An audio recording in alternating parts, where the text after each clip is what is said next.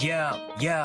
Welcome to the show. It's the #1 show. Interviews and music, podcast, you know. Integrate the culture through the times. Just sit back and chill. It's the roots and rhymes. Roots and rhymes. Roots and rhymes. Just sit back and chill. It's the roots and rhymes. All you really need is some roots and rhymes. Roots and rhymes. Roots and rhymes. Thanks for joining us for episode 7 of Roots and Rhymes. Of course, today we've got Mac. How you doing, brother? How you doing? You good? Doing good. Just a quick one. After the success of Music for Meals, where we helped raise money for Seat Sports UK and Homeless Hampers, the Northern Collective are hosting another visual live event on the 1st of August.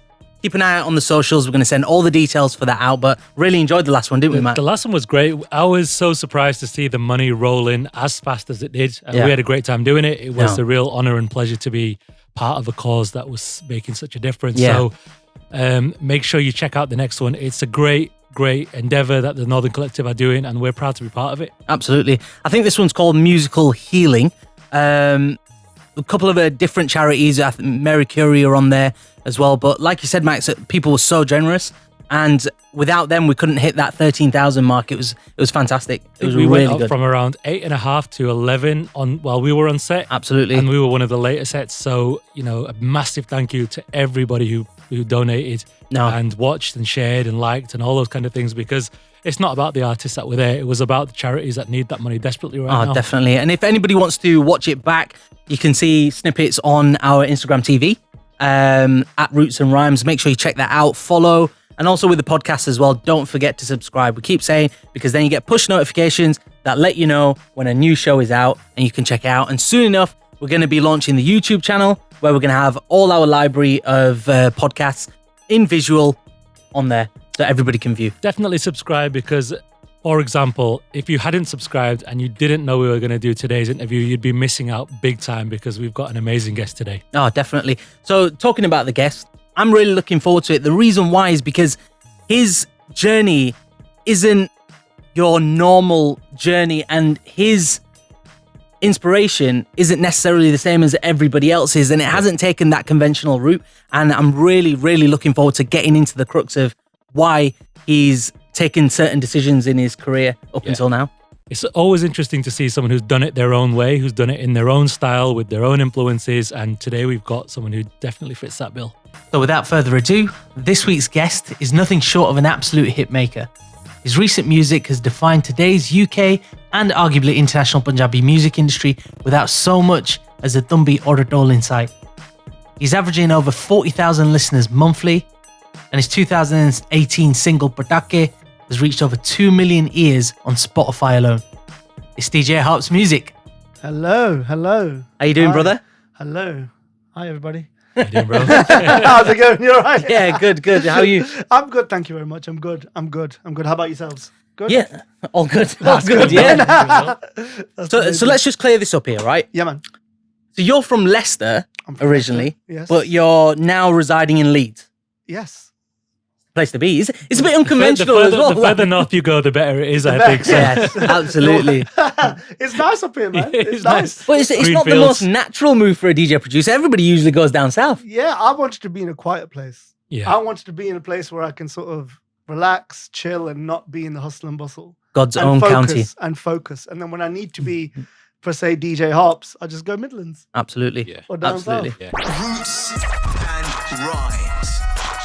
We touched on that you grew up in Leicester. That was in the 90s where you learnt tabla and vajja Yeah, growing up when you were young. Probably 80s, but I'm not going to say my age yet. yeah.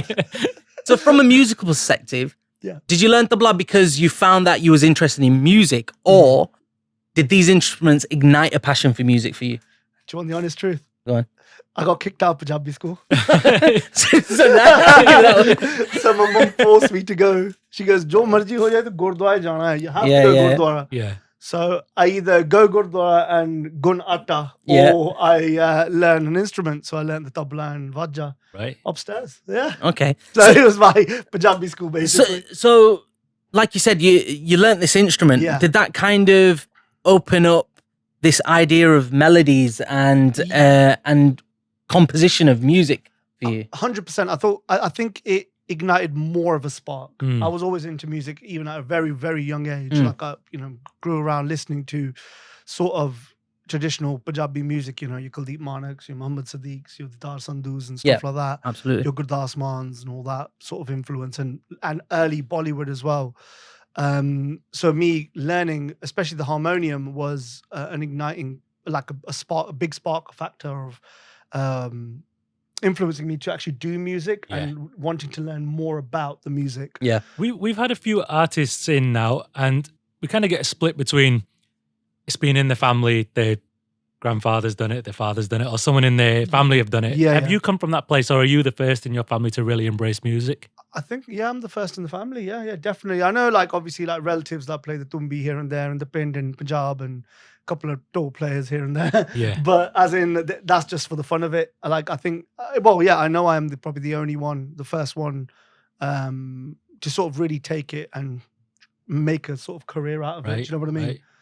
And I'm lucky I've influenced other family members to do more, not take it as a career, but also get into that field. Give them the passion and to give them the follow passion it, to maybe try to make it into a career as well, which is good. So you obviously say that not a lot, you're the first musically minded or pursued it professionally in your household, but naturally musical influence starts at home. Yeah, so what kind of music were you exposed to in your early years? So as a kid, my mum used to play a lot of sort of old school Punjabi music. So you'd hear early Hansraj Hans, early Gurdas Maan, a lot of Bollywood. Naturally, you watch Bollywood films on the TV, so you naturally hear the soundtracks. Yeah. Do you know what I mean? So your early 90s Bollywood has always been an influence to me. Your Jewy Chawlas and your... your Jewy Chawlas, Veena Tandons and all that sort of stuff. Like they don't make them like that anymore, do they? Man, it's just got your Sonam Bajwas these days. Bro, it's too six-packed up nowadays. I like Govinda films, bro. You relate to Govinda more than you relate to Hrithik Roshan six-pack. Absolutely. So that's a fantasy, that is. Do you know what I mean? Photoshop. But that's the closest I've got. That's the closest, yeah. And so that was a big influence, hearing those factors of music. When you hear, like, for instance, Kisse Disco Mein Jaye from a Govinda film, those sorts of rhythms and rhymes also influenced me, as well as the Punjabi side of things. Okay. There wasn't much influence until I grew up a little bit more, where the sort of for me the urban side of things came into it. Okay. But it was more early Punjabi and Bollywood. That was my growing So when the urban came into play, was that from siblings, or was it from like school? That kind of thing? School. Definitely school. Like being from Leicester, very multicultural there. And friends around you, to be fair, they were all listening to, like, sort of early hip hop. Not per se Tupac. I'm not going to say, Tupac, Biggie straight away. Yeah. But like listening to your Eminems, but then listening to sort of like Snoop Dogg, but more commercial, Pharrell's, early Busta Rhymes and stuff. So that sort of influenced that side of things. But I was heavily influenced by UK Garage. Okay. That was my, like, I love UK So that was the come up in what, 96 to 99? Yeah, I would say 95, 96, 97, them ends. The artists that you mentioned there, I mean, when we talk about this, me and Chans, I went heavily down the hip hop route when I was younger. But like you say, Tupac, Biggie, for all the controversy around them, that was a huge sound for our generation. Snoop Dogg, and then the garage scene came in, and it kind of just flipped everything on its head. Yeah. See, for our generation, it was almost like a gateway into hip hop as well, because them albums like Biggie's Life After Death and Tupac's America's Most Wanted, all of that was the first real gangster hip hop albums that were actually out there, and they were a sound of a generation almost. 100%. See with myself, I listen to more Raekwon, Ghostface, Wu-Tang, Nas, that sort of thing. And I also was into sort of being, when I was like 17, 18, I was more into like the Petey Pablos and the down south Little Johns as well. Well, that was when Atlanta really started making a move, didn't they? And the Dirty South and your Little John and stuff. But a big influence was Biggie and Pac, because for me, and this is, it's going to be controversial, but I like Biggie because of the songs he done. They were anthems, and sonically I found him amazing in regards to the production and the style of what he was doing. But lyrically, Pac was always an amazing Yeah, I think Pac was a bit of a poet, wasn't he? Well, he was talking about truths that no one was. Yeah, exactly. Tupac was. I agree with that completely. I think Tupac had a message and a political side to him, and that's not me saying that he was trying to play anything politics-wise, because politics has got a negative connotation. But what I mean by that is he had the message. He was trying to force a movement. He was trying to get somewhere. Where Biggie lyrically is amazing, but his songs 100%. They don't have the same depth of a message. It was just feel good songs. Yeah, he had deep songs, but majority of the time what made him a hit was the bangers. Yeah, absolutely. Juicies. Well, that was Bad Boy, wasn't it? That was Bad Boy Productions, and that's it. He did all that, and that was that East Coast flavor. I mean, sampling tunes from the 70s and 60s and making them into hip hop bangers. Really, Wu-Tang though. You mentioned Wu-Tang and Nas, and I think that the influence of Nas and Wu-Tang. Massive influence. I mean, Wu-Tang were the first people for me. I mean, this is just my experience, where they had the whole crew. Definitely. They had the whole culture. They had their own vibe. It was they had their style. It was the Wu-Tang style. I remember having a Wu-Tang hoodie, and that was like the best thing I owned, with that big W on the back. You know. I'll tell you something. When I was younger, and I was a bit of a rebel, so I bought spray paint. And the old garage in Leicester, we have a garage in Leicester. It was blue. And I spray painted the Wu-Tang sign on my garage. No way. Came home and she was like, "How can you get that?" and no one's seen it because it got quickly painted and like. But it's funny you say that, because I used to scribble that logo in my textbooks at school all the time. And then it was the Chronic Leaf. I used to do that all the time as well from Dre. That was all that. For me, like New York was a big influence to me, hip hop wise, more than LA.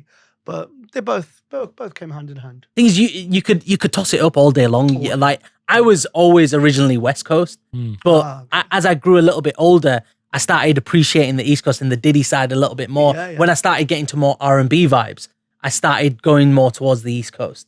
And on that side of things. But it's funny you say that, because I never, even though I knew the Wu-Tang logo and stuff like that, I probably couldn't tell you 3 or 4 tunes of Wu-Tang's. Right, if I heard them, I would know, you'd know, but I couldn't recite them. But if you ask me about Tupac songs or Biggie songs and stuff, they're the one. Yeah, that's it. I can start listening. Yeah, I'm the same. Even with Wu-Tang, like obviously, I really liked them. I did buy the albums.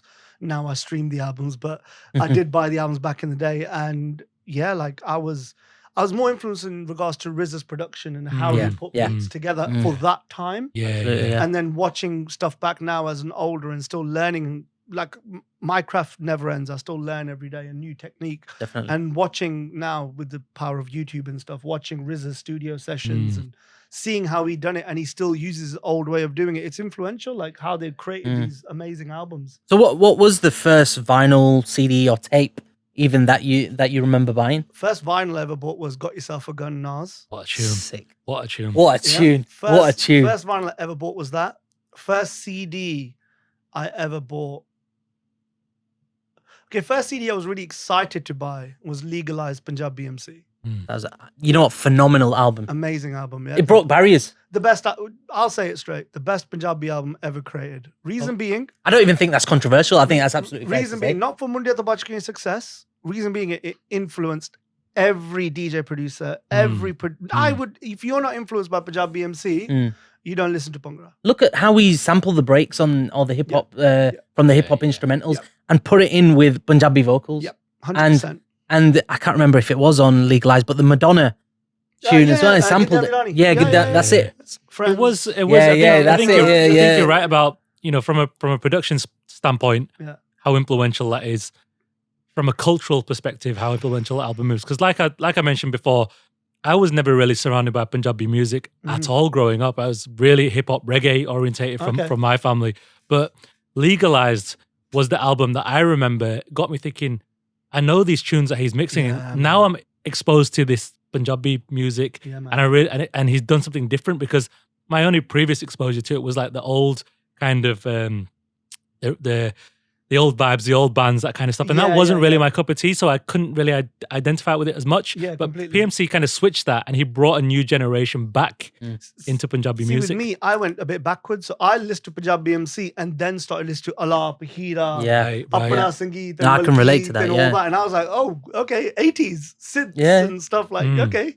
And then like growing up now and being friends with the people that produced these albums, like Buta Jagpal and Frantic Cam, we had this mad show in London once, and it was all of us together in one minibus, and it was me releasing we'll talk about it later, but the Prophecy song, and then next to me is Buta Jagpal, next to him is Frantic Cam, opposite him is Dr. Zeus, and next to him is Bali Jagpal. And I'm like, I'm in a car, which I shouldn't really be. Because all of you have somehow, I'm fans of all yours. Like, you're all my mates. They're we chill. But it's like, it was weird. Like, I'm sitting there and Buta's like, yeah, bro, that song's really good. I'm like, you shouldn't be saying this. That must be such a weird scenario to be in. I fanboy, bro. The thing is, a lot of people probably listening to this know that Bali Jagpal, Buta Jagpal and Dr. Zeus, but it's funny, and I know we're going off on a little bit of a tangent here, but I think it's fair to say that a lot of people probably don't know who Cam Frantic is or Frantic Cam. Bro, the biggest. He is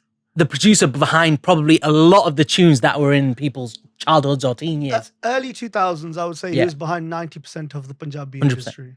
Yeah. 90%. Definitely. 90%. He's an unbelievable producer. Yeah. Some of the biggest songs you've ever heard. Really wanted to put his name to him as well. He was happy doing what he was doing.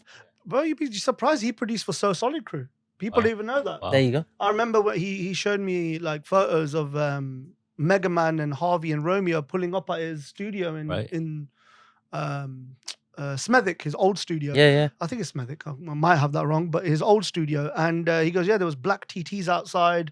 Harpz. He goes, you won't believe it. And he goes, that Mega in the black TT? Yeah. He goes, there were black TTs outside. He goes, they pull up, knock on the door. It's So Solid Crew. I was like, what? Well, that's a music video, isn't it? Yeah. He goes, bro, how do you know about me? Yeah. He goes, someone told us. And so it's mad. He's behind stuff that you wouldn't imagine. And he's just, it's crazy. I think it's the sign of a fantastic producer. I mean, as well, producers like Nit and Sonny, that boy. You don't even know half the tunes that he's behind. They're commercial tunes, like mainstream tunes that this Indian dude who kind of had this DMB ethnic vibe on his own albums is probably behind a lot of the industry's mainstream production. Yeah, think about this way. He's performed Royal Albert Hall like over 10 times. Wow. With a full orchestra, man. It's crazy. That's an incredible achievement. Crazy. Like, he's performed for the Queen and that. Like, it's just mad. It is. And he's great. I loved Rainfall by him, by the way. That was yes. a song. Great tune. Absolutely great tune. So early noughties, you were around, 13, 14 years old, unless maybe you were a little bit... You're just sticking age on him, aren't you? Yeah, don't give it away, man. No. So obviously you had this influence of music in your early years, and you're very much into your garage and your hip hop and that kind of thing. But man. What started exposing that interest in DJing, and when did you first get the feeling that you wanted to go down that route and start playing music to people? So I had family friends who were DJs. That I saw from afar, and I was like, oh, okay, what's that? All right, cool. Yep. And then I started watching DJs like DJ Cuba and Jazzy Jeff. Scratching it up. Yeah, man. Turntabliss. And I was like, what is this? Yeah, man. Yeah. I was like, what is this? Yeah. So like, I think it was like probably 2 years passed or a year passed, and I like sort of hounded my mom like as a youngster, like 14 or 13 years old. I was like, I need some decks. So I bought these like Newmark decks with this Vaztec 2-channel mixer back in the day. And that's when I got yourself a gun when I was like 16 or 14 or whatever it was, 15 maybe. And I just started messing about with these decks and sort of getting into it. And then sort of learning how to do it, buying DJ magazines back in the day from the newsagents, finding out new stylists to put on there, to put a 10p coin or a 2p coin, to weigh the needle. The way the needle, Oh, man, like I remember doing my first gig when I was 17. I had 10 vinyls, 3 CDs, 18 tracks per CD, 10 vinyls, and I had 1 hour. I was DJing 9:30 till 10:30, and the club was packed. But you, like you say, you took 3 CDs with 18 tracks per CD and 10 vinyls. That's like setting up a crate in Serato for your gig. It's not that much different, is it? Not. It's just the manual way of doing it. And there was no BPMs on your turntables. Your CD decks had no songs on there. So you put your CD in, you listen. No, next song. Rack-mounted ones. Rack-mounted ones on there with the little jump wheel. And then you can't even cue. You have to put it in position, press pause. 1, 2, 3. them rubber buttons and then that you plus, had to plus, plus, get it right. And like, yeah, so the struggles of the DJs used to go through. And like, you won't believe this. You know, I only started using Serato 2 years ago. No really? way. Yeah, man. Still on CDs? I used to go to clubs. I used to be the worst. All these DJs were Harpz, man. I'm like, what? Bro, like, keep it old school, man. I'm like, yo, man. No, I started bringing USB. Okay. I started to clubs. I started bringing USB, but then like maybe a year before that, I had my little CD case because go there, do an hour. Harpz, man. I was literally thinking about that the other day. My laptop out, man. the days when you used to go through your CD booklet, oh my God. And then at the end of a gig when they were everywhere, you had to pick them up and sort them back you out. put a CD and another CD. Yeah, that's it. Yeah, exactly. And then you have little. I used to have a little flashlight. Yeah. That song. Right. And then the CD's in the wrong place. Yeah. Oh, it's not that CD. I can't find the CD. Or it's scratched. That was even worse. Oh, bro! I remember when they used to jump in clubs. Yeah, you know, yeah. when the CD was scratched, you're like, please don't jump today. Yeah. And then it was like, Duty Baldy, the That sounds fat now because people use loop rolls in that now to do that stuff. Back in those days, it was a mistake. Yeah, absolutely. So talking about that, obviously you started off on decks and you looked at inspiration from Cuba and Jazzy Jeff. Did you kind of go down the route as well as almost becoming a lot of people in the generation, a computer DJ as well? Were you downloading the software as well and kind of doing your mashups and that kind of stuff? Did you ever? I've done remixes. Yeah.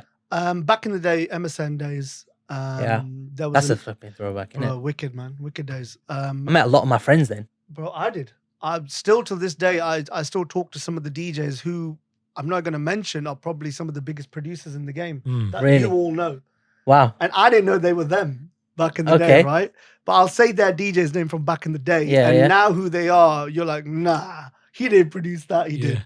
So like DJ Dipper and you know, I grew up with DJ Dipper. Yeah, I know. I grew up with a guy, man. Local. What a guy. Big up What a guy. Yeah, and we actually mentioned him on last week's show with Nav, right? I got a lot of time for DJ Dipper, man. I was rapping back in the day, and what was your rap name? Mac. Oh, just Mac. It's Mac, yeah. So you know Slim Shady?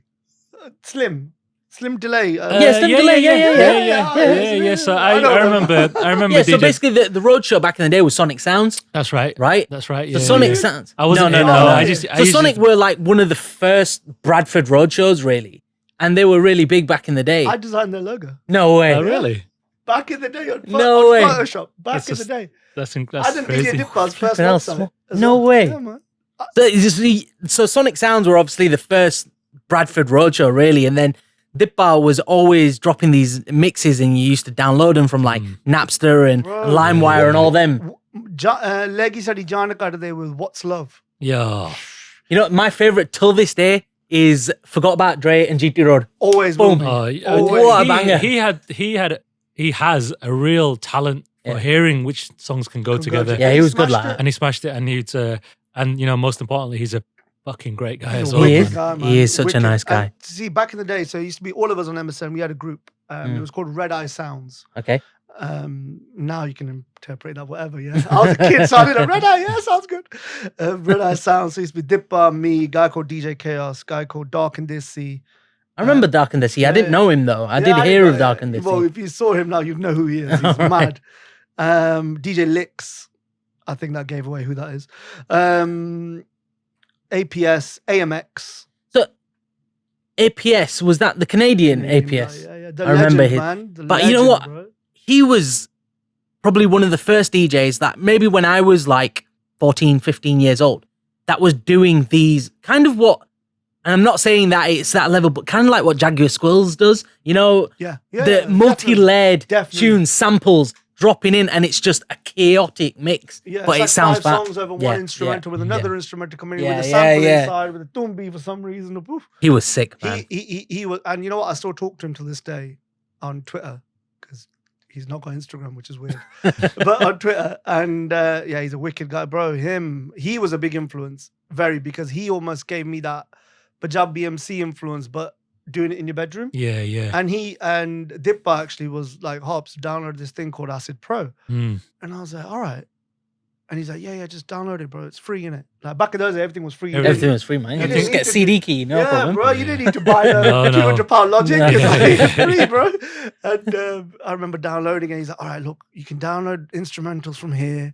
And here's some Punjabi songs. I'll rip it from your CD and put them together. And this is how you BPM and just do something. And I was like, cool. And then we made this collective called Red Eye Sounds. And we used to put it onto, back in the day, there used to be a website called Punjabi.net. Back in the day, It's be the first downloading website. And we used to have mixtapes on that. I used to do people's covers. Because I was always into like art. Like I was a very art person. And like I used to design everyone's covers and another person would design it. We used to do that 3D, like Adobe. Oh, look at me, I'm cool. I can do borders around my text. And then we sort of released these, and we got a real big buzz. I remember getting like 17,000 downloads on a thingy, and I was like well excited. I was like, what's going on here? It's like amazing. And back in those days, I was called DJ Happy. Okay. I was never DJ Harpz. Okay. And then when I grew up, I was like, I can't be DJ Happy, bro. You need to change your name. So in 2005, I changed my name to DJ Harpz. But like back, it was so good. And those days, I would say I was a remixer. Okay. I was sort of using the knowledge of how songs sounds. Maybe keys weren't right, I'll be honest. But I knew how to put two songs together and make it sound decent. Yeah. And a lot of my mixes were very garage, very East Coast hip hop. Whereas Dippa was very club, whoa. Yeah, absolutely. Do you know what I mean? That's what I would say was the closest I went to mashup. I never DJ'd on the computer. Like I never downloaded whatever the iDJ or iTurntable. Yeah. I'd never done that. And like I said, I only started using Serato maybe, just over 2 years ago. So you've gone through the eras of CDJ, DJ. Big time. Serato now, bit of vinyl before that. Do you miss the manual work of DJing? No, I don't miss it because it was a headache. Yeah. It was an absolute ball ache. Yeah. Now looking back at it, I'm thinking, what did we go through? You know, you guys have got it easy. Really, I say to all the new DJs, and they'll hear me on this, which is cool. And big up to the new DJs because they brought the skill to a whole different level. Yeah. They use Serato like I can never use it like that. I can't use it. I do one song cue points and that kind of stuff. And I've got cue points. And they're like, yo, mix instrumental. And I'm, bro, just chill. Let me do my thing. Right. And, like, I will give the youngsters one thing, I'm sounding so old, but I'll give the newer generation one thing. They are amazing on what they do. Absolutely. But if I didn't go through, or we didn't go, like you guys done the same thing, if we didn't go through that struggle of manual and try to find a song and try to see if it's the same BPM, let alone being able to see a wave on your computer and knowing where the drop's going to come. I don't think we'd be where we are now and how we're influenced to be DJs. That's why I intentionally in clubs take a USB stick. Yeah. I will never take a laptop to a club. Yeah. Because I still want to be able to go to a club, have my USB. Yes, it'll be full of 100 songs, just in case someone's played the song before I come on, or I don't want to play that song or play something different. That's the easy that I don't have to lift loads of CDs, but I want to still be able to know that I can do the manual job. Right. That's why I make sure there's CDJs and I can make sure I can use a USB with my headphones. As annoying as it is, sorry DJs, I know you have to unplug your Serato boxes and make sure my phonos are behind the mixer, but I'm here to stay. But even like you say, you got to unplug your Serato boxes. That's actually not the case these days because we got controllers. Yeah. This is the thing. I went through the same struggles as you did. Like I went from CDs and then I bought a Serato SL3. Yeah. And then I was taking my box, and then if you were taking over from another DJ, you had to switch over a deck at a time and do all that kind of stuff. And that was a real struggle. But now, like clubs have got controllers in there. Yeah, true. And you literally they've got two USBs and you can just switch. And just plug the USB in, It is amazing. I mean, I think you're right. The technology's taken it to a new level. The new generation have taken the technology to another level. 100%. Which is great to see. Innovation's always great to see. But I tell you what, I look at DJs sometimes because I'm happy to be behind the mic, just emceeing. And I look at him and I think, it's still a ball ache. You might not have to carry the flight, you might have to carry the flight cases, but the skill level now It's just gone up to a crazy level. Bro, like I've seen some mad DJs in my time now, especially like even the older DJs, like your Semtexes, your Capers, all these DJs from back in the day, even Jazzy Jeff. Like I've had the pleasure of DJing in the same club as Jazzy Jeff maybe 5-6 times. Wow. I was in the Pongo room, bro. It's not like you're on the same flyer. You're in the same flyer. You're in the same building, breathing the same air. That's good enough for me. I'll tell you one thing. Yeah. Again, sorry for going on a tangent. No, absolutely. Go. But imagine this. I knew Jazzy Jeff was going on at 1 o'clock. I was the resident DJ at the club. I was like, bro, you always want to DJ, innit? I know, I got to drop some songs. He's like, what? I was like, yeah, drop some songs. Quickly left, went to the main room, just stood there watching it. I'm like, bro, this is the best. I'm only going to watch 15 minutes to go back, but this is sick. Yeah. And you know, the way that but then now seeing him do the next level with the Serato, it just shows the stuff that you can do now is mad, but then use the skills from back in the day. Yeah. Which is great to see because, you know, the new DJs, it's like young generation growing up with iPhones and iPads. They know it instantly because they brought up with that, right? But for Jazzy Jeff, for Semtex, for Caper, for you. Yeah, man. You take what you've learned in the past and take it forward. But I always find it really interesting and difficult that you have to reinvent yourself as a DJ as technology changes. It's not like you've been born into Serato and it's all you know. Like you had to know vinyl, then CDs, then acid, then this, and now onto Serato. To keep ahead, and your career is so successful, but to keep on top of your game while everything around you is changing. That's no easy feat. Bro, it's hot. You know, when I transitioned to Serato, and the only reason I done that was because I had a lot of demand to do weddings. I'm not a wedding DJ, putting it out there, so don't try to book me. In regards, you're not going to ring my phone. Yeah, don't book you for a 30-person wedding that you can have. Right? Oh yeah, I heard about it. Oh God, yeah, we'll talk about that in a bit. But yeah, like as in you can book me, but I'm not like a roadshow DJ in that sense. I do like doing weddings, and the demand came in, so I did consciously do it. And it was basically a push from friends who are DJs as well, saying, bro, look, this is what you can do. You get this laptop, your whole collection, and more. You download off iTunes, drag it in the MP4 or the AIF, and it's there. I'm like, whoa. And the only shortcut I know is command left, command right. Yeah, that's it. Otherwise, 1, 2, 3 thingies. If I need drops. Them, for my drops. If I need them, that's it. Otherwise, everything's still. Yeah. Yeah. Okay. Press play. Roots and Rhymes. So around that noughties, early 2000s era, the Midlands had a fairly big presence when it came to DJs, producers. Did you look to some of them artists for inspiration? Like you had Punjabi MC, you had Cray Twins doing a big thing around that time, Zeus, and even, I was just thinking the other day, Sangra Vibes. Bad boy. You know what?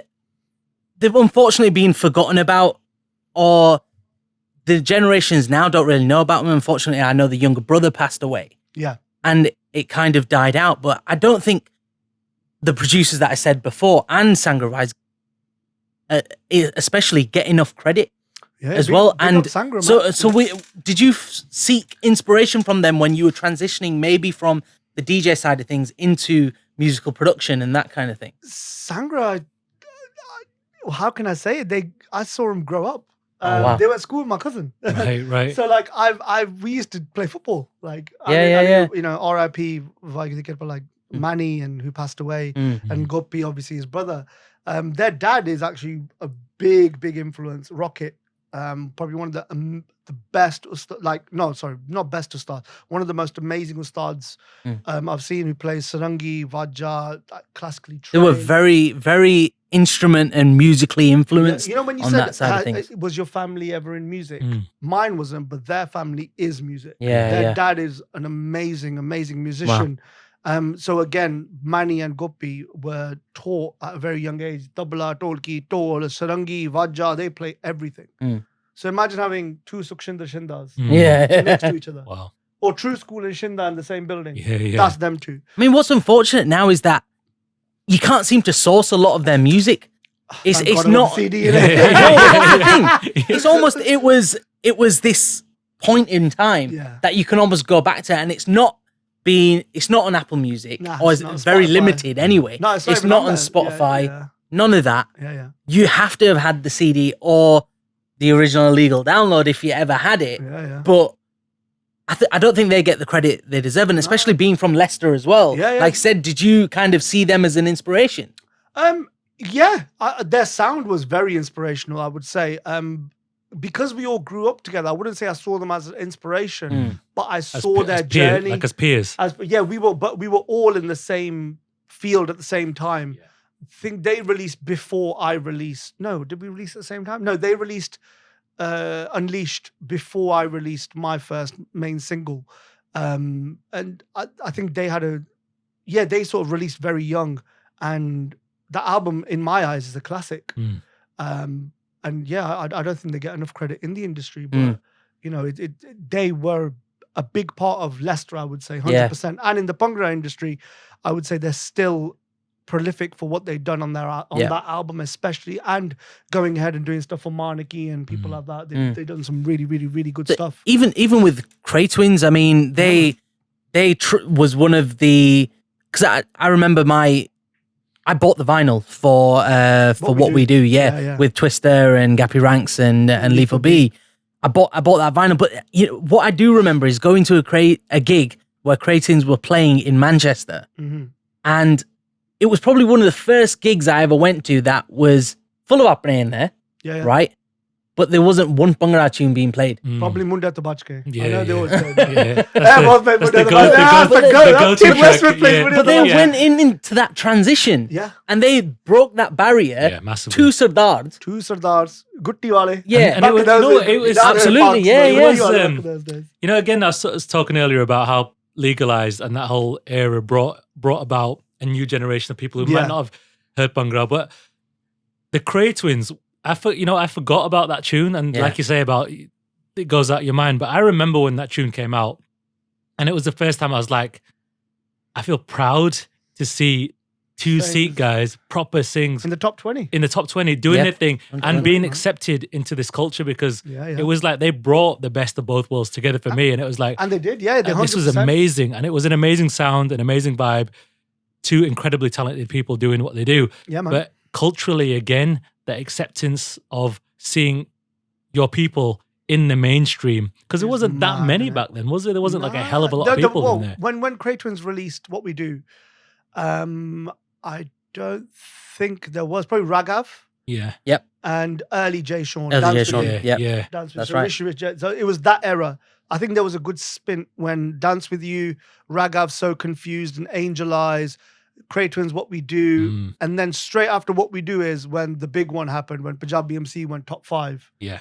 Do you know what I mean? Yep. And it was that time was amazing. It was an amazing time. Would you say that was quite an influential time for you?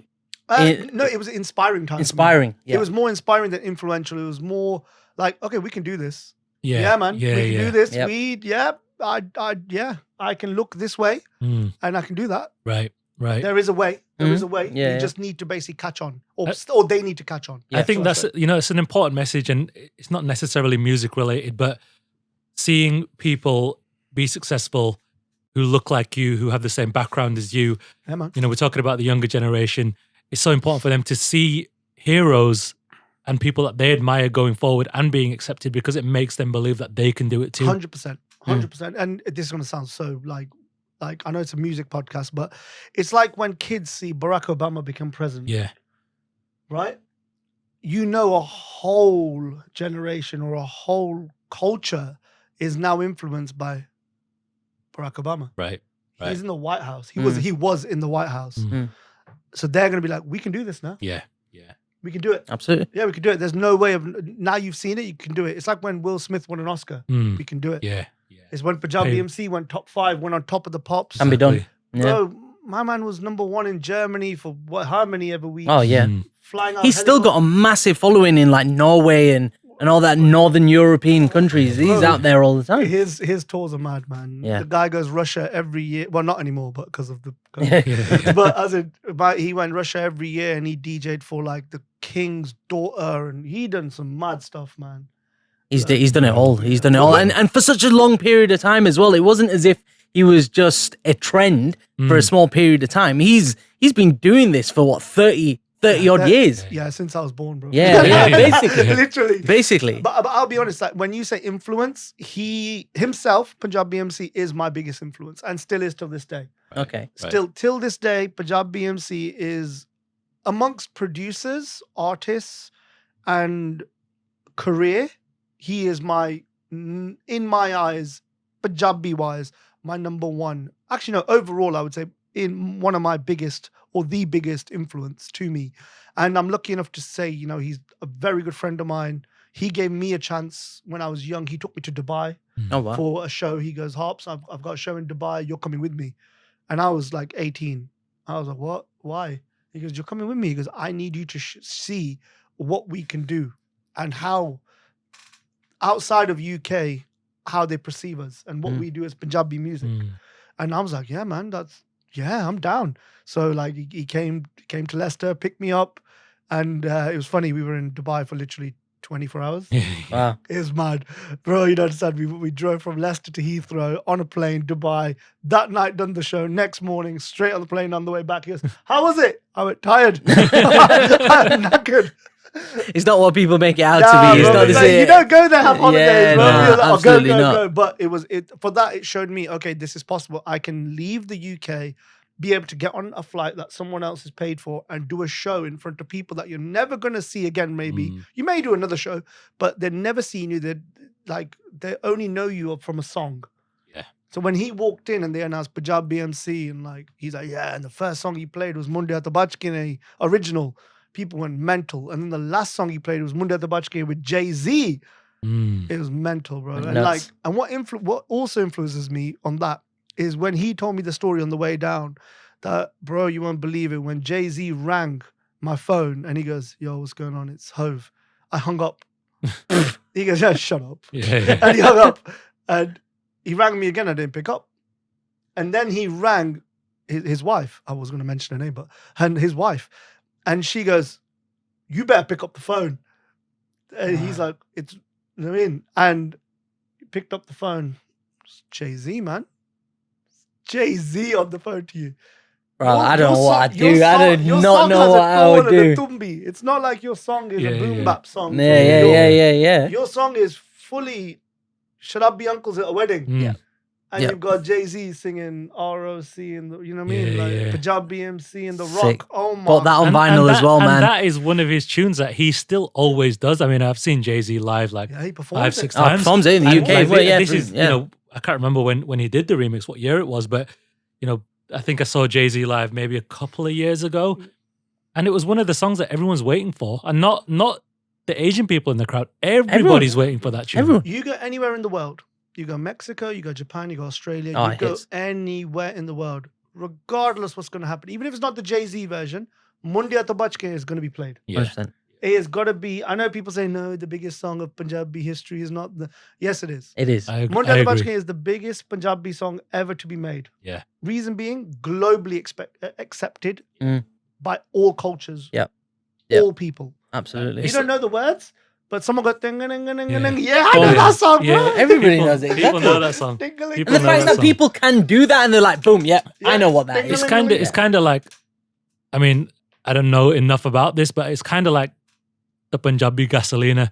Like everybody knows gasolina. And everybody, you don't need to know. Then you don't need to understand the words. You don't need to know it. It's a vibe. It's a vibe. And people appreciate the music. And I think these international songs, it's difficult sometimes when you don't understand the words because you don't know what's going on. You just hear someone talking. But when something crosses over where you don't even need to understand what someone's saying to enjoy it, 100%. It shows the sign of an amazing tune. Yeah. Migante, Nicky Jam, J Balvin. You know what the hell they're saying? Yeah. I don't have a clue. But reggaeton vibes, they're just a vibe, man. That's all it is. J Balvin is getting billions. Massive. Billions. Nicky Jam's, I know we're going up in a complete tangent now, but Nicky Jam's got some absolute bangers. Bro. Absolute bangers. Listen, I had Migante, I was like, yo, this is sick. Because it reminds me of Gasolina. And I was like, yeah, this is sick. And then I started looking and I was like, 1 billion views. Billion? Oh, mate. 1.2 billion views. What?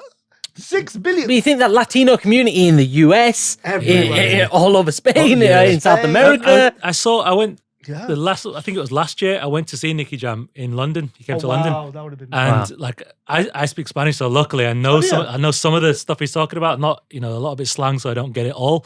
But Nicky Jam was another one where you're listening and you're like, I didn't know you did this song. I didn't know you did this song, and I know these songs. It's like this.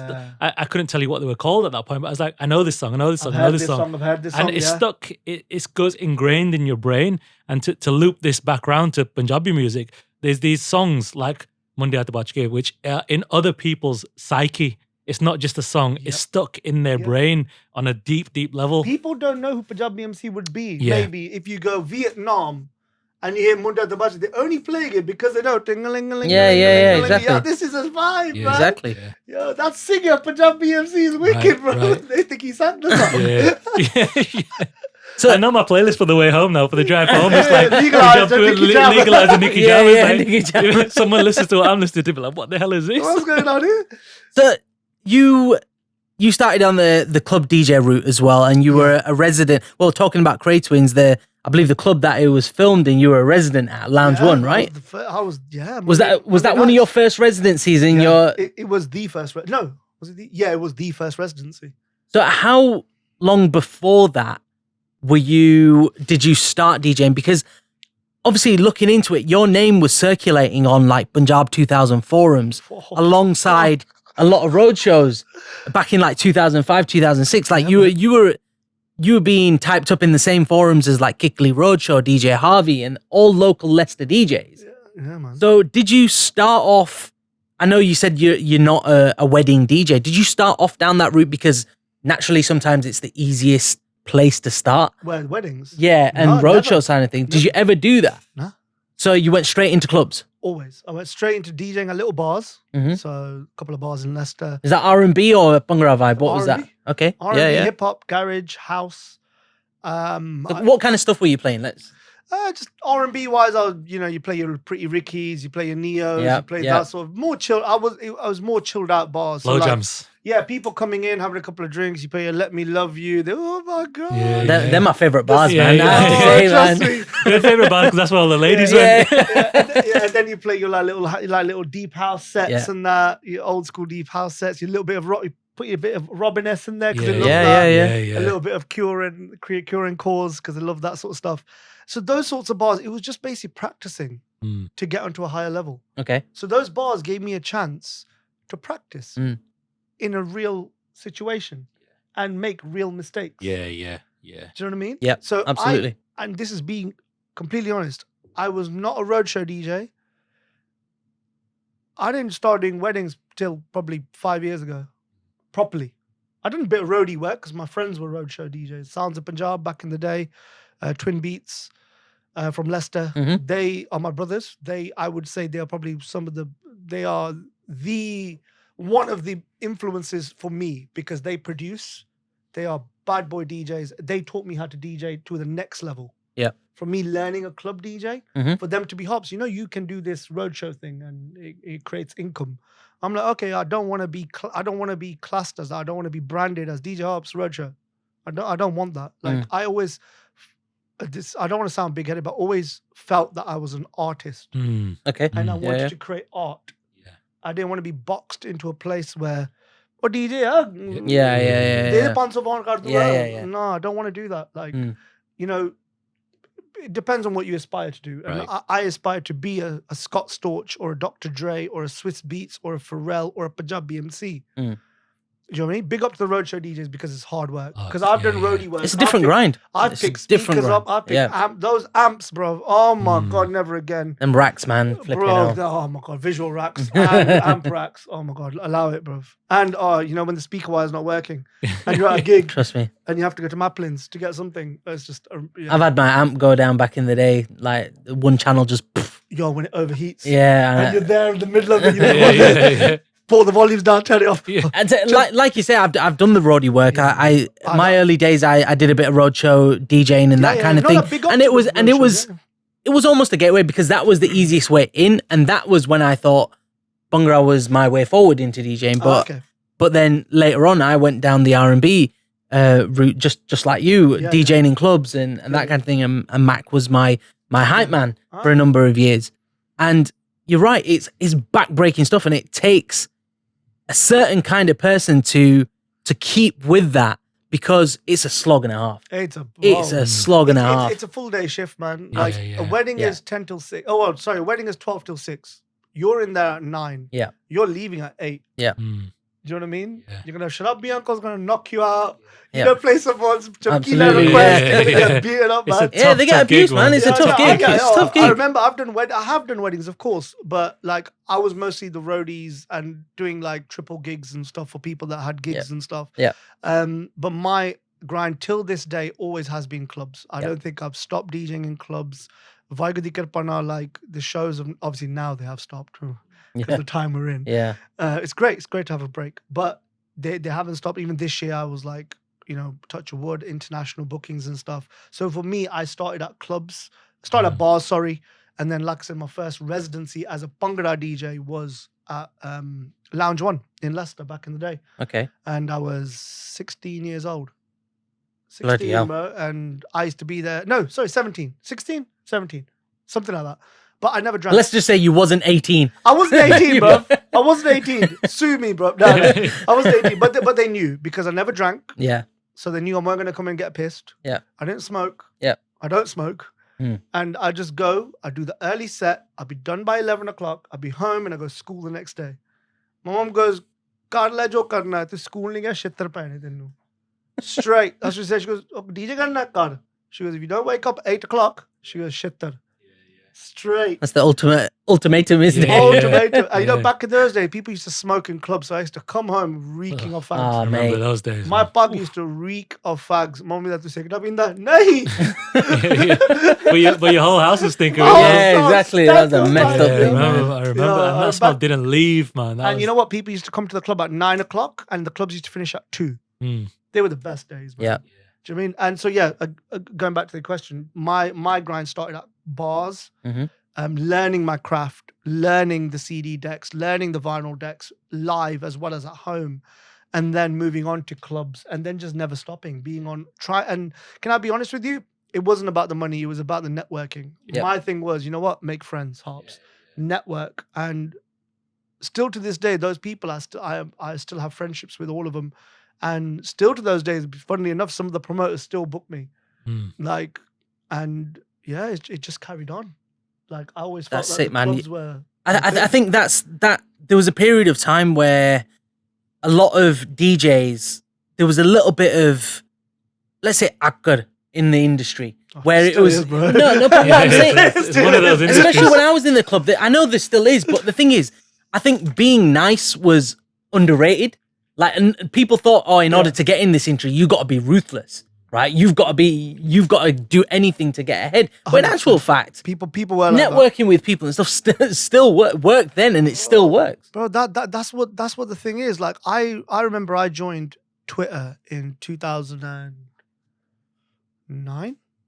Yeah, 2009, and through Twitter, I made some of the best friends. Like in regards to industry friends.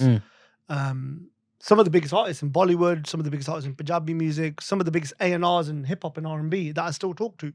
I was gassed. Interscope Records followed me. I was like, "What? No way! That is Dr. Dre."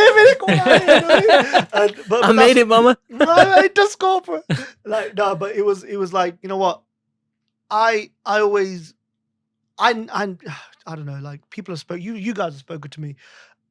I don't have an attitude towards this industry. My thing is, you know what, be nice to people. It comes back to you. Right. The energy the energy you give out is what comes back to you. But if it doesn't come back to you the same way, those are the people that you don't chill with or need to network with. Or you don't need them in your path.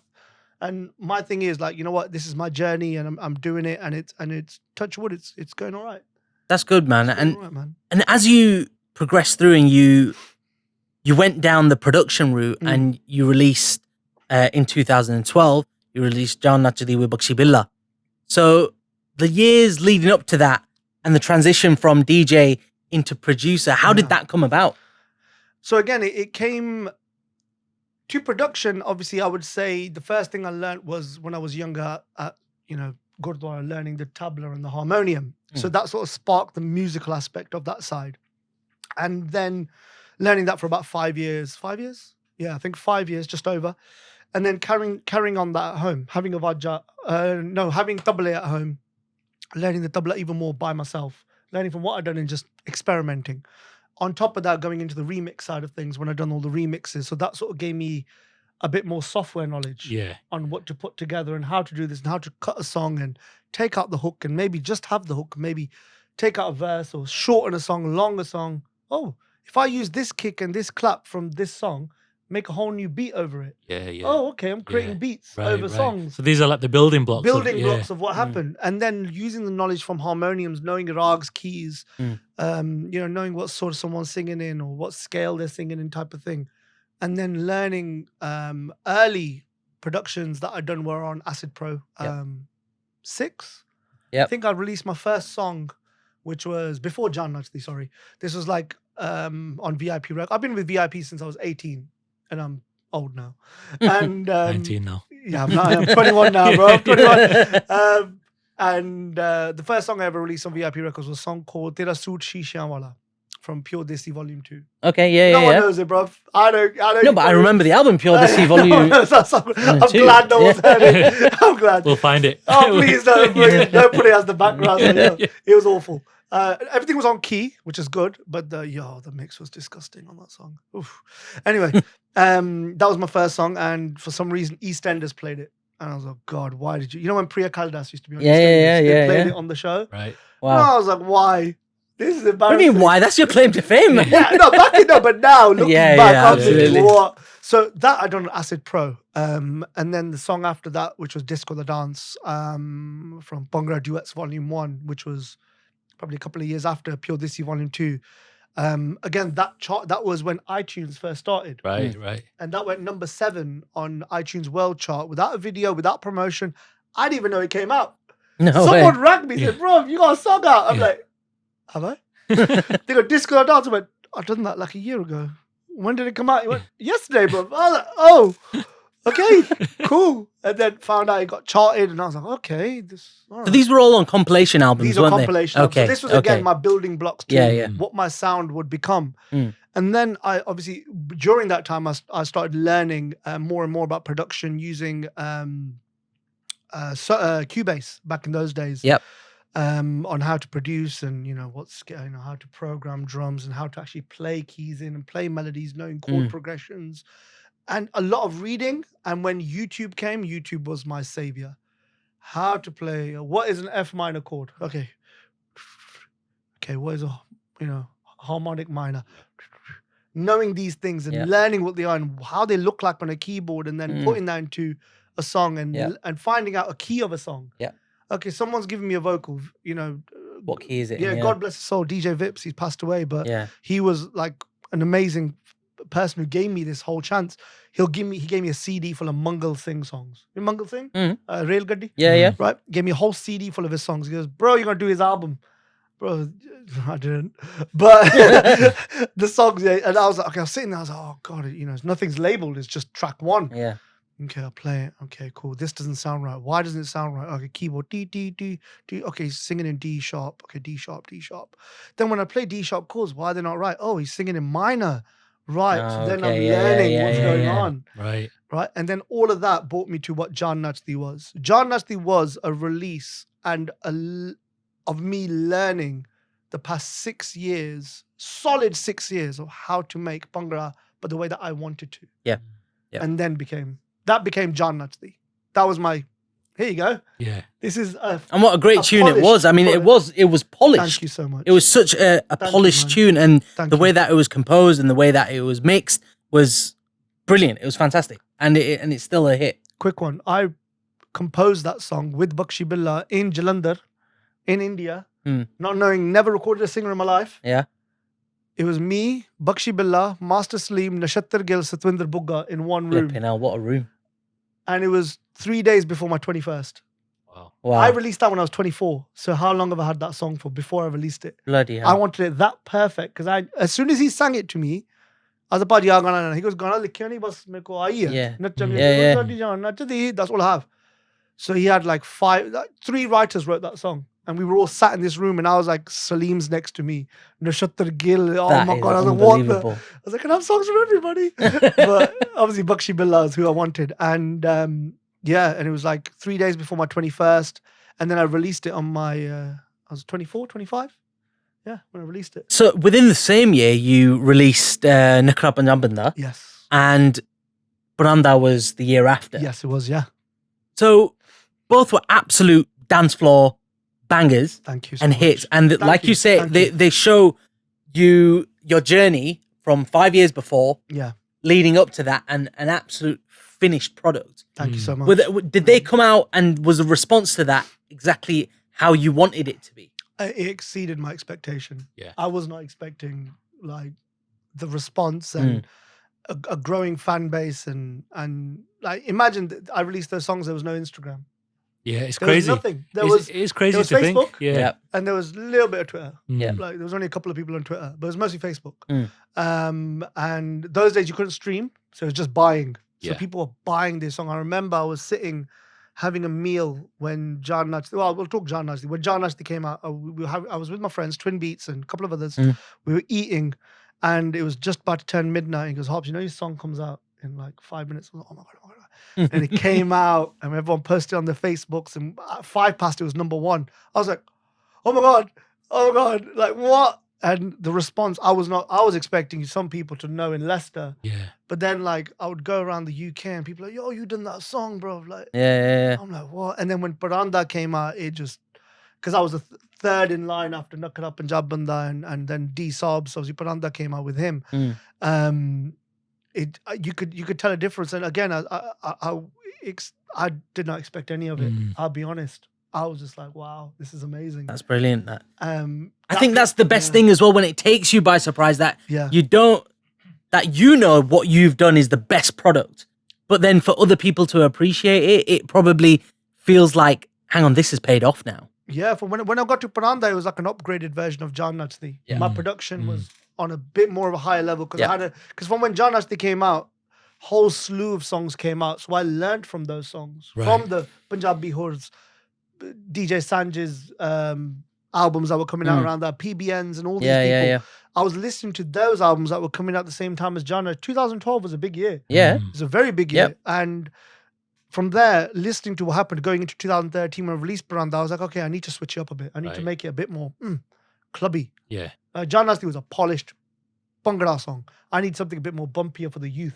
Right. So Branda was that. Yeah. Do you know what I mean? Yeah. You use a word there which I think is really important. And when I think of your production, no matter what vibe it is, the word polished does come to mind. So much, because I think that sometimes when that polish isn't there, it makes and breaks a song. You can have good vibes, you can have good instrumentals, but polishing that song up really nice is what sets it apart. And that's the word that I always think about when I listen to your music. I think it's polished, it's professional, it's done right. That means a lot. And it doesn't surprise me that you spent so much time before you released that tune, because it sounds like time, love, care, effort was spent getting it right, not rushing it through. Yeah, still until now, I don't release many songs. Like if you type into whatever, Apple Music or Spotify, and you type DJ Harpz, there's not that many songs. Well, I want to move on to that because you then brought out the Lost Tape. No, I never brought that out. But that's on Apple Music. Yeah, it got leaked. Oh my God. It got leaked. Oh mate. I didn't bring it out after that. Basically. Well, what's the tea about that then? Man. That was an album that I was making on VIP Records before John Nachdi. No. Around the same time as John Nachdi. And for some reason it got leaked or released early. None of the songs are finished. You got Indakuna from N Karma, you got Bikram Singh on there, you got Jaswinder Bigam, you got so many people. I was like, what? And then when I was like, oh my God, this is on iTunes. Why is it on iTunes? And it should have been taken off by now. I was still on there. Still on Apple Music, bro. Oh man, yeah. That was an unofficial release. That was never meant to happen, but some of the songs actually caught on, which I was like, okay, cool. Well, the thing is, as an album, I would definitely say that the 3 tracks before that were unbelievable. But as an album, it did seem as if, okay, maybe it didn't have the popularity that you may have expected, which was going to be one of the questions. But now you tell me that it's been leaked and it was unfinished. It explains a hell of a lot. But after that, you kind of took a break a little bit. There was a year or two where there wasn't a lot released from you. There was nothing released. Almost like you took a sabbatical. Yeah, I did. I consciously took a break from Pranda to 2015. I released no music. Reason being was I wanted to change my sound. Absolutely. I believed... And it did. It changed completely. Yeah, 360. I believed Punjabi music to me was whatever you make it. It doesn't have to have a tol. It doesn't have to have a tumbi. It doesn't have to have a vajja. It is what you want it to be. Stay true to what you make in regards to you want to make Punjabi music, make it. But do it the way that you want to make it. What made you get into music, Harpz? Make that. Don't make it because everyone else is making it. Make what you want to make. And that's why I took the break. And I had to do that because I wanted to then bring my production level to a different level. Yeah. Now what I'm dealing with is not percussion and stuff that's going to be in the forefront and my production's in the back. Now everything you're going to hear is going to be electronic or influenced by electronic music or influenced by what I grew up to. So now I need to make sure that my sound is the same polished sound as you guys. Thank you for saying that. Same polished sound as you said, but without having the hiding block of percussion and other people doing. Well, that's the thing. I don't think that the polishness has gone. Thank you. At all. But what you do hear from it is you have got this more modern twist now, and you do use more synth and electronic. Yeah. And it's that kind of vibes, because since then, since you changed your sound, you've worked with a plethora of artists. Yeah, Rahat, we talked about. Jagtar Dalai, who we had on a few episodes. Man. Amr Sandhu, Prophecy, all them boys. And like you said, not a dole, not a thumbi in sight. Nope. Right? But the one particular artist I wanna just focus on a little bit is Rackstar. Yeah, man. And I will tell you the God's honest truth. I did not appreciate his flow and his vibe till I heard him on some of your songs. Wow. Because I think the vibe that you go for, you have to have sought inspiration from grime and garage and house music, because the way that you compose these beats and the way that his flow is over them, they just work so well together. Thank you for saying that. No, like with me, I was a fan of Rackstar. Like when I heard Johnnyman, Flirt, these sorts of songs from when I got to know Rackstar, and also his mixtapes from before when he was, rhyming over like popular hip hop beats and what him and Sunnit were doing. So I was a fan of Rackstar, and then eventually we became friends, really close friends, and I then sort of drew up not the courage. I would say I drew up the idea of Rax. I've got beats that you can rap on. He's like, you made John Nasty, bruv. I rapping over to him. I'm like, look, just hear me out. So the first project we done was 1984. Okay, it wasn't like a club song, but it was received so well. Oh, mate. Till this day. That's what I'm saying. His flow, yes, great. But as a lyricist as well, like recently during lockdown, he did almost a spoken word poem almost about his experience in lockdown and how he's had family who's in intensive care. Yeah. And honestly, it blew my mind. Yeah, it blew my mind. Lyrically, he's a bad boy. He's still underrated. I don't know why. I was just going to say, I don't think he gets the credit he deserves. Yeah, he's so good at what he does. And again, from 1984, I go to him, I go, I've got a beat for you. It's something that Nas would rap over. He's like, what? You? Yeah. Harpz? I was like, bro, just give me a chance. And he's like, all right, cool, send it. Sent it. And we had this, obviously, a chat with Immortal Productions, and they said, look, we want a song from yourself and we want Rackstar to do something. And I was like, look, it might be the first song we do. Let's just do it. He's like, cool. Wrote the song, and it's turned out to be what it was, and then had the little drum and bass break at the end. It sort of broken it up. And then from there, our relationship grew, and then we made Poison. Yeah.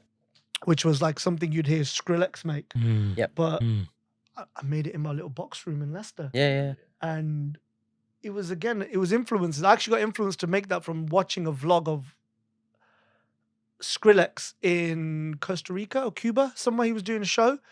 And he was on the computer in his obviously in his private jet. Not like ours, in his private jet. And he was making this beat on his computer. And I was like, oh, yo, this is sick. And it's so simple. So like the chords, I was inspired by a Chris Brown song. So I played those chords. And then the drums were very simple. They only come in on the hook line. On the drop. And then the drop was very simple. It was a synth I cut up and played and cut it up and made it into. So I recorded it, made it into a sample, cut the sample up, and it just became this sonically sounding thing. And then I had to sort of, and then the relationship from there grew. And then we made like trap songs like Nothing. And, you know, we had he was on Jagtar's song as well, that's Rapstar. Right. And, and then from there, I just never looked back. And I was like, my sound can work. I can do what I want. Like, if you listen to each song that I done with Rackstar, they were all different. Yeah. None of them was the same. Yeah, absolutely. And since then, you released Patake with Amar Sandhu and Izu. Is it Izu? Ezu. I call it Izu. Yeah. It's it. Ezu. With Ezu. Yeah. And I tell you what, for a tune that was released in 2018, it's so fresh after 2 years. Thank you. It is so fresh. Years, and man. again, wow. No thumbie, no doll inside, nothing. I know, man. And it's an absolute banger. Thank you, bro. It's an absolute banger. Thank you so much. Honestly, it again shows the journey that you went through. That just goes to show as well that you committed to this, not your typical Punjabi flavor. Yeah. With the dol and thumbie and algojje. I mean, you do occasionally use the flute. Yeah, but Timbaland uses the flute. You know what I mean? Him and Magoo, man. Absolutely. Flute, exactly. But I think it's a great point that Chuns brings up, because the reason why I'm into your stuff is because you don't like shove Punjabi instruments down my throat. Yeah. And I don't, because like there's enough of it out there and you let it evolve. And I think what you said earlier on is so important, that it's what it means to you. Yeah, man. You're a Punjabi guy. You take it in the direction you want. Use your creativity, your artistry to go in the direction you want. Yeah, it doesn't have to be, here's a box and we all have to live in that 100%. box. 100%. I didn't want to be in the box anymore. I did not want to be in... No, I want to be known with the same names as the biggest influences in Punjabi music. But I didn't want to be in the same box as he makes songs that sound like him. Yeah. You know? I didn't want to do that. Right. Because when, again, it goes back to Bali Sagoo, Punjabi MC, when they released songs, they were never sounding like Apna Sangeet o Malkeet. No, they were not. So why should I sound like him, and him? Well, Absolutely. I want to be over there. I don't want to be there. I want to be over there. But the people over here listen to over there as well. Yeah. Absolutely. True. That's my vision. Yeah. And this is why it comes back to I don't release much. I released Chakkar 2 years before Patake, I think. Yep. I think. Yeah, maybe. it was 2 years, I think. 2016, 2017. No, it was a year before Patake. Yes, it was. So I done Chakkar with Prophecy and Bambi Baines a year before Patake, which is completely 90s R&B, but with a violin on it. The bass line, when you hear the bass line, it's very 90s. It's very different. Guitar, bass, a little bit of Truth Hurts addictive influence with a little bit of percussion in there.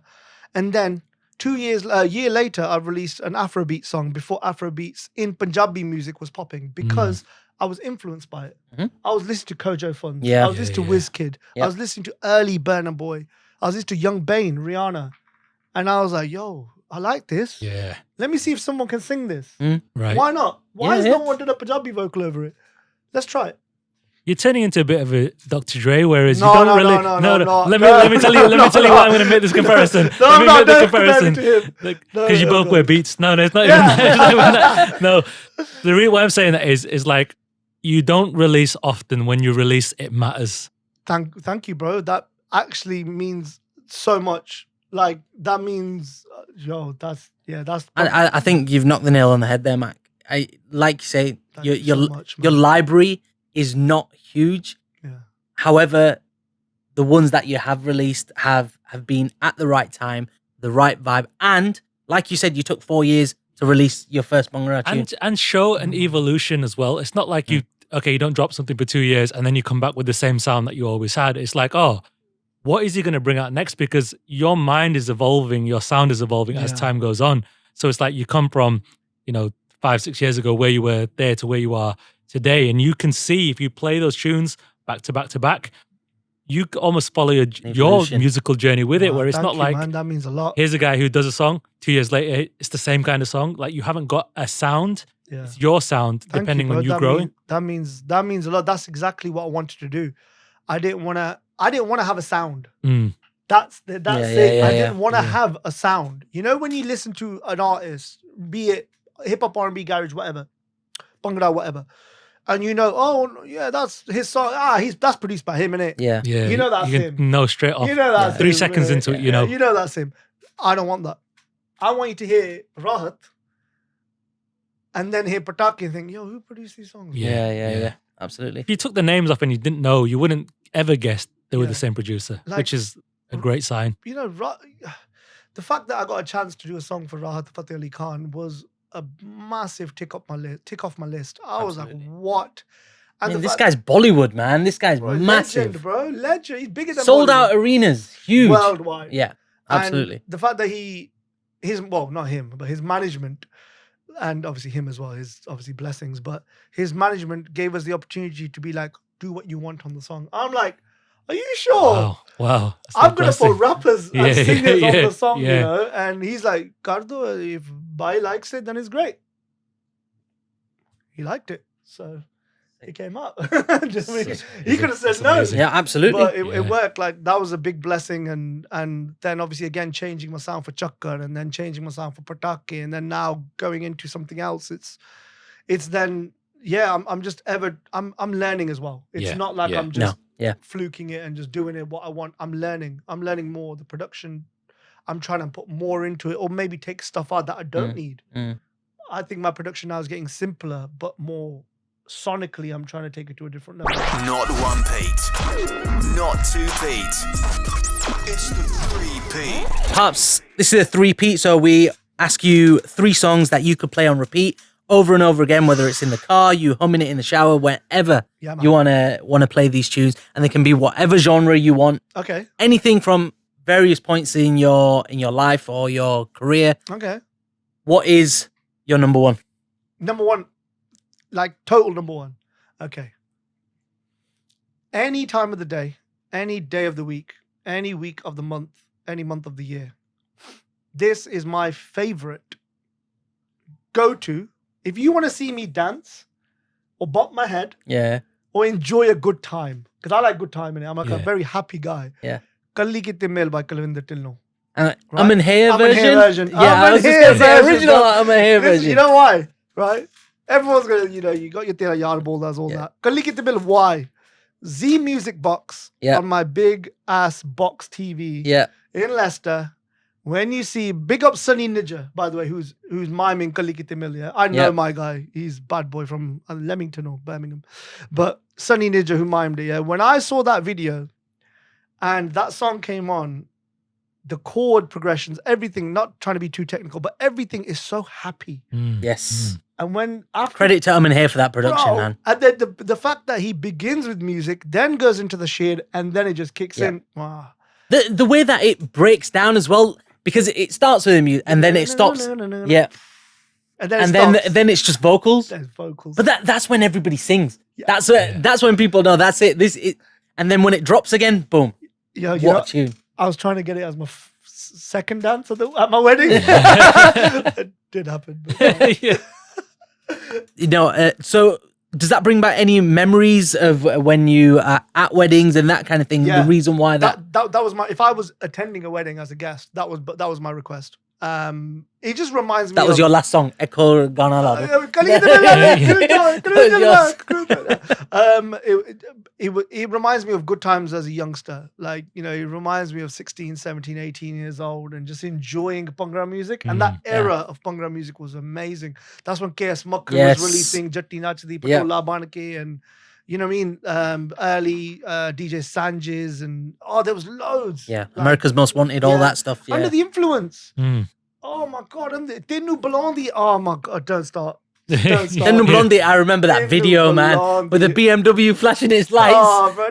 And the toll, and it was just the treble side of the toll with the tiddly and that. Oh, bro. And then even next episode when he done Pure Hip Hop Volume 1 and what else was that? Oh, you know what was one of the favorites then as well? Shin GC Mukra, Amar Arshi. Okay, so Harpz, what's your number 2? Number 2 is an influential one. Okay, it inspired me back in the remix days, in my opinion, and it's something that would always go. I would go. In my eyes, they're not in any order. They're always just my favorite songs. Reason being, I like the vocalist. Second of all, what this person done to this song, because it was an original song anyway, and they remixed it. And I loved the fact that it was such a good remix that it was better than the original. Yeah. Yep. Sade Bare Ki Socha.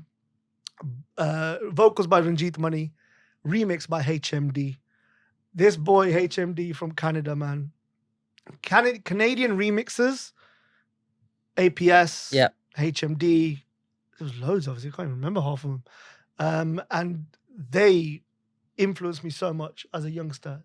I tell you what, I didn't know of this remix, but as soon as I heard it, and it's got the instrumental for Ideal Whatever, I was like, that is a throwback. And he slows it right down as well. What a tune. But when you hear it, you know your R&B hip hop side comes out, and then your Punjabi side comes out because it's blended. It's basically, in my opinion, one of the most perfect remixes of an original that it's better than the original. I don't need to listen to the original of Ranjit Mani because I want to listen to the HMD one. You're going to go to the HMD one.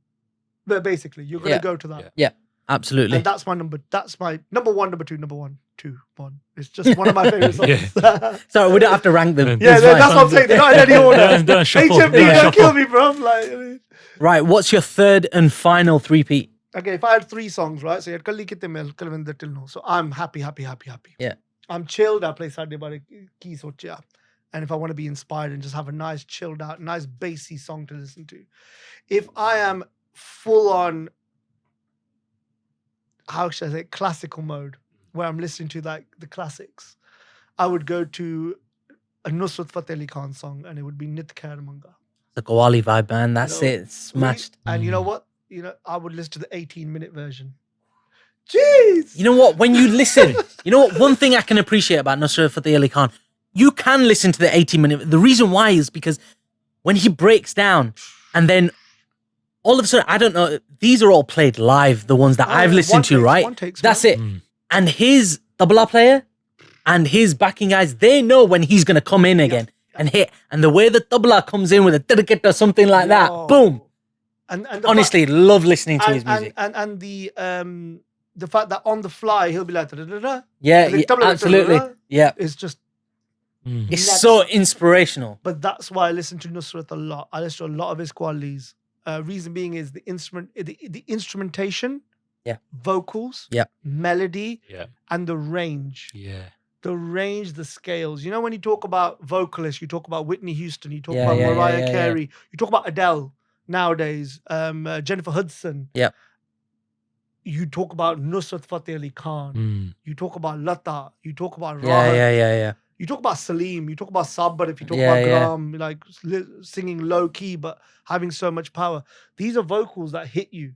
They're 100%. Vocals. If they sang a cappella, it's gonna hit you. Yeah. When Whitney sang, bro, you're From like, The Bodyguard. whoa. Yeah. Do you know what I mean? If you sang it, and when Jennifer Hudson done, I saw her at an award show once when she done a thingy of it, a cover of that as a tribute, and it was just a cappella, no music. It hits you. That's how I think Nusrat hits me. Yeah. When I hear just a simple little bit of Aja pieces, just tabla and vocal. You know what I have to say? So we had Gully Get the Mill. Yeah, man. Kalwinder Dhillon. Bad boy. We had Sade Bare Ki Socha Ranjit Mani HMD remix with the Ideal Whatever slowed right down and it hits. And then we've got Nit Khair Manga from Nusrat Fateh Ali Khan. That is probably today the most diverse 3-peat that we've had.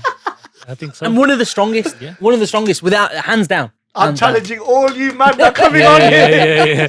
Yeah. All you Whoever's ladies up and next, gents. whoever's up next, Ladies and gents. big shoes to fill. Ladies and gents, when you're coming on Roots and Rhymes, your 3-peat, let's see it.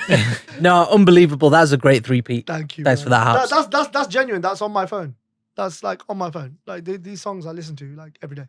No, not all of them at once, but as in like they will be. You got time to listen to an 18-minute tune every day. Yeah, now I have. I think everyone has. I listen to his whole like album, bro. All 18-minute songs of everything. This is the part of the show where we ask, are you roots or rhymes? Right, so this portion of the show, Harpz, we ask all our guests. Yeah, man. Final question, and talking about all your experience to date, what you've done, your early days of learning the tabla and vajja up until now. Mm-hmm. Our final question is, are you roots or rhymes? See, when you put it into a question like that, it's hard to take a side, okay? Because I'm very strong in my roots. Reason being is I've brought up learning in the Gurdwara, Mm-hmm. listening to Nusrat Fateh Ali Khan still now, being inspired by my mum playing Gurdas Maan and Kartar Ramal, not Kartar Ramal, but Didar Sandhu and Surinder Shindaz and early Bollywood. But then finding my own influences in urban and making my culture in regards to Punjabi music see an urban side. Whereas I've released Pataki and Chakkars and the rock star stuff. It's still staying in my roots, but giving them a bit of rhyme. You know what I mean? Okay, yeah. So in that sense, I'm a bit of both. That's my answer. Reason being is I'm influenced by, I am a part, my roots are very strong, but I'm influenced by my rhymes. Absolutely. And I grew up, so why not show what you're growing up by, right? Yep. You got to stay true to what you know. And I think we keep saying it. This seems to be a trend across every episode of the podcast. And I kid you not, we didn't create that question because almost like a loaded question, are you roots or are you rhymes? People interpret it in different ways, but also at the same time, everybody has a different journey. 100%. But at the same time, being British Asians as well, we saw inspiration from different places. Yeah, if we weren't growing up listening to wherever you were listening to when you were growing up, but if I didn't grow up listening to Gurdas Maan or listening to Punjabi MC, I wouldn't then be incorporating garage music or hip hop music into Punjabi music just the way my influences did when I was younger. Right. Because a bit of my roots were rhymes. Yeah. Because I listened to Bali Segu's Wham Bam. That's the best answer we've had yet. A bit of my roots were rhymes. Absolutely. Yeah, man. So that's what made me into what made my answer that, because a bit of my roots were rhymes. They were Wham Bam and 100% proof and legalized and grassroots and all that sort of stuff. Yeah, man. Wicked. You know what, Harpz? It's been an absolute pleasure having you on the show today. And you know what? Your journey has been so relatable as well. I think we haven't had anybody on the show up until now who has actually had such a balanced journey as well. I mean, you've been so inspirational from a Bhangra side of things and a Punjabi side of things, but also at the same time so relatable when it comes to garage and hip hop and R&B and that side of things. It's been a pleasure speaking to you today. It really has. Likewise, it's been an absolute pleasure being here, man. And you lot I listened to the podcast before when obviously I've come on. I've listened to the other episodes as much as I could. I sort of skimmed past them all and made sure that I know. And you know what? It's so good to see what you. No, I appreciate that. Really do. And bringing the cultures together, like both your guys' influences in regards to the urban side and what you guys listen to, as well as bringing other people's influences in. It's good, man. I like it. I like the podcast. No, thank you. Really appreciate it. It means a lot, man. It means a lot. See, I listen to Joe Rogan and stuff. And that's my thing, right? Yeah. And weird podcasts. I listen to weird stuff. Yeah. And this is good to see. It's very good to see because it's something that, again, I can relate to. Yeah. That's what I want. Absolutely. You don't get enough of it. And well done, man. You're killing it. Appreciate that, man. Thank you, brother. But Harpz, this is an opportunity for you to plug whatever you got going on. Tell the listeners what you're doing, what you're going to be doing, what you have been doing, what you're doing tonight, what you're having for roti tomorrow, whatever. Let them know. So I'm opening a samosa factory. So obviously I've got, you can find me on Apple Music. I've got songs out at the moment. I'm working on my album at the moment as we're in quarantine for COVID-19 situation in the world. I've got time to sit in front of a computer now and not go to clubs and DJ. So I am just literally working on my craft. I have an album coming out not anytime soon. See, you thought I was going to say it. Not anytime soon, but it's in works, as well as loads of sort of projects. One of the projects I'm really into at the moment is I'm doing an Indian hip hop EP. Okay. Strictly not commercial hip hop. I don't mean there's going to be no catchy hooks. So it's straight up boom bap bars Punjabi, Hindi rappers. Wow. Right, 4 tracks, and that will come out. That soon. Gully kind of vibe on there. Oh, literally, man. Like that, and even more raw rappers. There's rappers that people don't even know about that from India that hit me up on Instagram all the time. So I'm giving a lot of new artists platforms. My job now is to find the next person that, everyone nowadays goes for the biggest artists and the biggest names. I want to find the next biggest name. I want to, and even if they don't stay with me, that's not my journey. I want to be a part. Sorry, that's not my thing. I don't want them to be stuck. You're getting signed to me, bro. Tu mera artist hai. It's not that. I want to be a part of their journey and maybe give them one stepping stone for them to progress into an artist. And if I can give someone a chance, any situation they're in, I'm not even asking for money. I don't want no money. It's the face of, I want you to show me what you can do. Come on, be on this rap album, which I have. I've got like a couple of new rappers on there. We're going through. I want to narrow it down to 4 songs. Also established names that but I'm really, really focused on that. And this is again like my roots. I am a hip hop person. I'm a garage person. So I'm making this Indian hip hop EP, which will be coming out very soon. That's going to be the latest. And as well as I've got some singles coming out with Amar Sandhu and a couple of other artists. But the hip hop EP is something I'm really focused on at the moment. Sick, man. Look forward to that. Good luck with it. We're looking forward to it. Thank you, definitely. Man. And any catch-ups, catch me on social media. It'll be here somewhere. Just follow me. Sick. Thank you for having me. Right. My G.